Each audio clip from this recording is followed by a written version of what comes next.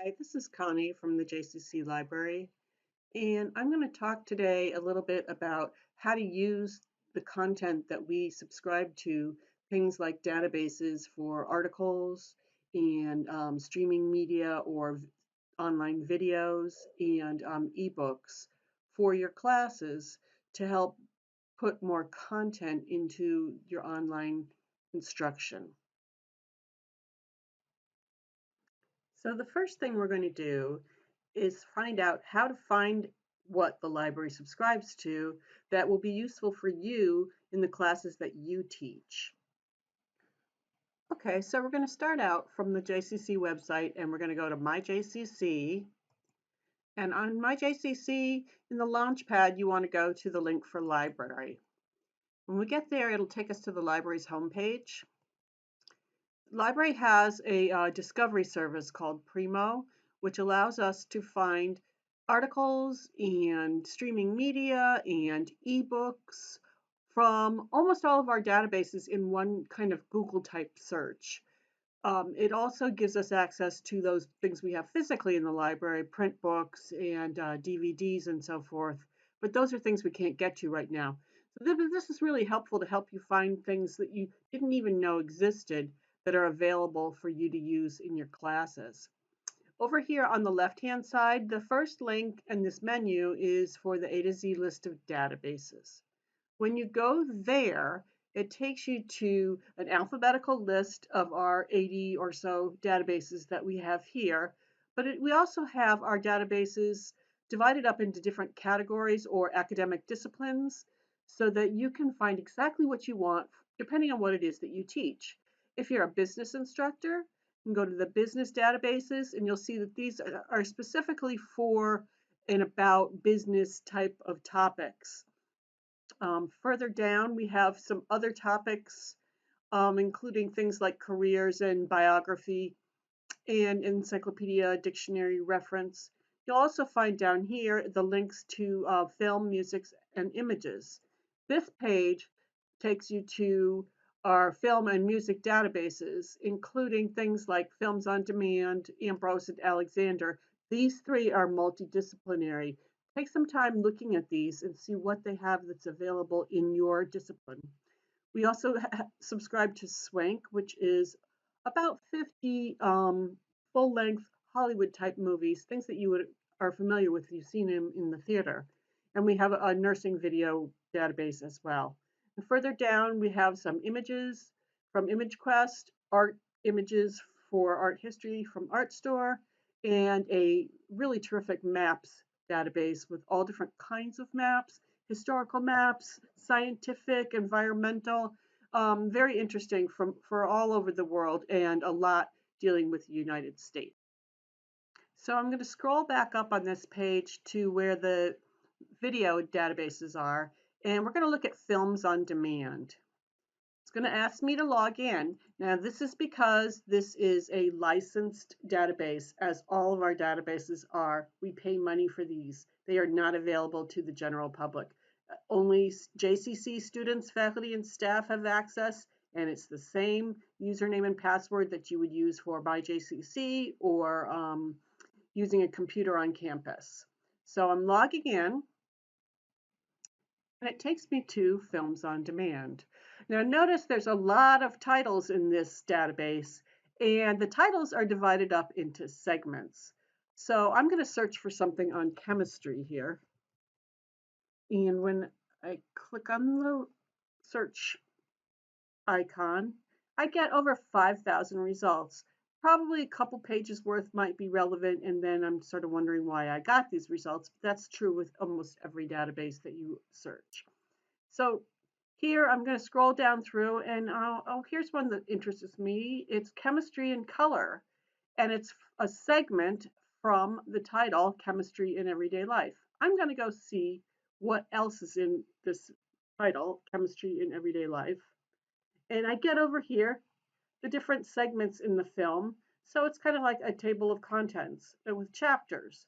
And I can go to this one. I'm interested in chemistry in our homes, and I'll click on that. And then the film starts. This is the segment, Chemistry in Our Homes. Let's say I watch this and I decide I really want to share this with my students and have them watch it too. I can use this share icon over here. Then I click on that. It gives me an email form here, but it is also a tab for embedding or linking to the film. Now, my experience has been with Blackboard that it is better to provide a link rather than try to embed things. The new version of Blackboard has a different way of embedding and it doesn't work well with the databases. So I would advise using these links here. And notice it's got this chain icon, 2 links of a chain. That's because these are permalinks. They are permanent links, and they also have the login proxy prefix on the beginning of the URL to the database film. And this means that it is protected from free use. It has to be used by someone who has a JCC login in order to access it. So I can click on this where it says copy and take the segment URL, or I could take the entire film URL, which is up here. So I'm going to take the segment URL and then I'm going to put that into my Blackboard class and have my students watch the film. This example brings up 2 very important points that you should remember when linking to library resources. First of all is you're going to need to use a permalink or permanent link or a durable link. Oftentimes it's indicated by an icon that looks like the 2 links of a chain, because the web address that's in the URL at the top of the page is not a permanent link to the item you are viewing. It's full of lots of session information and it expires after a while. So you want to find the durable or permalink. And also the link should contain information in it that passes the user through the proxy server, or it's a proxied link, so that it requires a username and password to access it, and that would be the JCC username and password. It's always a good idea to test whatever links you create before you put them out there for your students to make sure that they work. Let's go back to the library's homepage and take a look at how Primo works for doing searching and finding all different kinds of resources with one search box. Right here you can see there's a pull down and there's a couple of different collections that you can search. Everything is obviously everything. Books and media will give us books, journals, DVDs, that sort of thing. Articles is specifically online articles, textbooks on reserve, and then WorldCat searches outside of our system. So let's say we're looking for ebooks. I'm going to click on books media and I'm going to search for, I'm doing something in ornithology. So I'm going to search for an ornithology book. I'm just going to use that term. And you, of course, will learn to play around with keywords because I'm just doing simple searches for you. So notice right here, we have a book, some books that are in the library. There's a main collection book, and here's a reference book. I can use these filters on this side to narrow down my results to just have ebooks. So what I'm going to do is I'm going to choose available online here, and then under material type, I'm going to choose books, and then I'm going to apply filters. And once I do that, all of my results are ebooks. So notice that the link here, instead of having a call number, says available online. This second one actually is available in print, but also online. I'm going to go here to this book, and I'm going to use this link that's in the middle of the full record page. I'm going to click on the link. And again, it's asking me to log in using my JCC username and password. And this is what the page looks like for this ebook. We have a number of different collections, and what it looks like when you first get there may be different. The colors may be a little bit different. But notice here, I've got a link here for the full text to read in PDF format. If I scroll down here, I have a table of contents. So I can just go to one chapter and I can read the chapter. Notice I'm on page 51 and go through the pages and read the pages. Notice up here I have different tools, including that permalink sign. So it's the links of the chain, and it says permalink. I click on that and this little window opens up. And if I go all the way to the end of it here, I can copy the whole thing and then put it into my Blackboard class. And this will actually take me to page 52. If you notice at the very end of this permalink, it says pages 52, and that's where I am. So this link will actually take me right to the page that I'm looking at the moment. So you might want to get to the first page of the chapter, and then you notice that the 52 up here changed to 51, and use that as your link and say, read this chapter, and then we can discuss it. The other thing that's cool about ebooks is you can search within the entire text of the book. Here's a thing where it says search within. Let's say I'm looking for something about storks. So I search for storks, and it tells me 3 different places where the word storks appears in this whole book. So, and I can click on that, and it'll take me right to the page, and it even highlights the word that I'm looking for. So it makes it really easy to use these books for research if you're looking for something very specific. Let's say I want to see what else there is available through Primo on my topic of ornithology. So instead of choosing one of these other collections, I'm just going to leave the search at the default for everything and click on the magnifying glass. Notice here there's 27,000 results. Again, I'm going to look at maybe a couple pages at most, and then I will revise my search. But I scroll down to see what I've got, and I've got some print books. So you've got the call numbers again.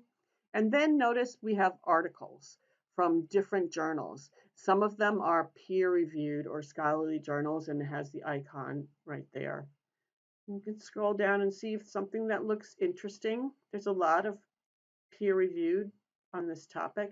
Here's one that has to do with dodo birds. Well, that sounds interesting. I'm going to click here where it says read article. And some of them will have that link available, and some you will just have to go to the read online link. And here I've got a record. Again, it looks kind of like the ebook did because it's from the same company. It's from an EBSCO database. Over here in the tools, there's the permalink to the book right here that I can click on and save. Here on this side is the PDF or full text of the article. I'm going to click here. And notice it's from Nature magazine, and it's really nice to see the PDF of something like this because you can see the colored pictures. HTML doesn't often look so nicely as a PDF does. But I can go through, there's 4 pages here so that I can page through the book, or excuse me, the article, and read the article, print it, and so forth.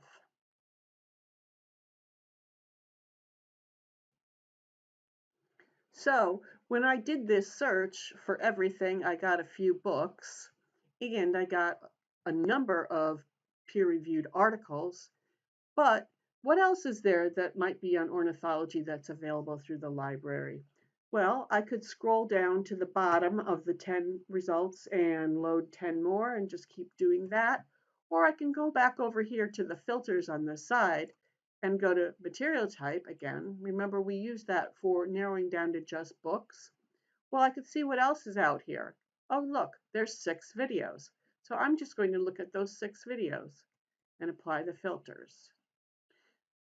Okay, the first couple of videos are things that are available at the library, and they come up first.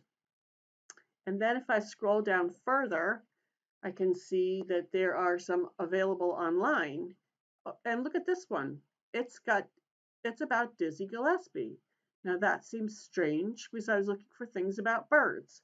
But if I click on available online and look at the full record for the item, down here I can see right there is the word that I searched, ornithology. That's a song that he performs, and it's in this film. So you never know what you're going to get. Coming down to the last one, number 6, look, Journey to Save a Crane, available online. That sounds very interesting. And I can read the description of it here, and it has to do with Siberia and a crane. Very interesting story. So I want to watch this video. Click here, and it takes me to Alexander Street. And the video will start if I click on play, and it'll actually fill the screen in a second or two. So let's say I want my students to watch this. Notice up here are some different tools, and here is the word share. And when I click on share, it gives me the permalink and the embed code.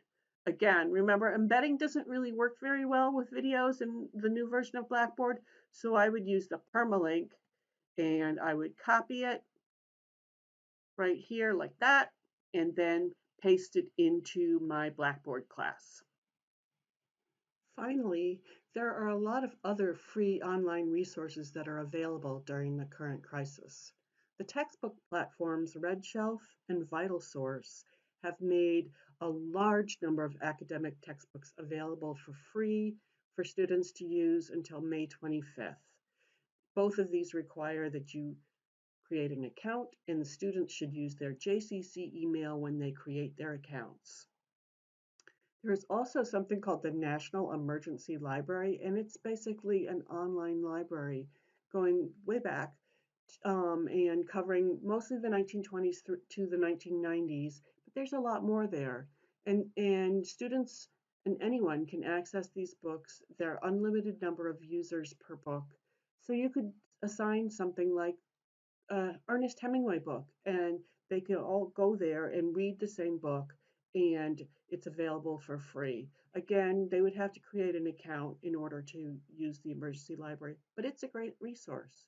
And when you combine that with all of the ebooks we have, I think students are in a pretty good place right now for getting through the rest of the semester.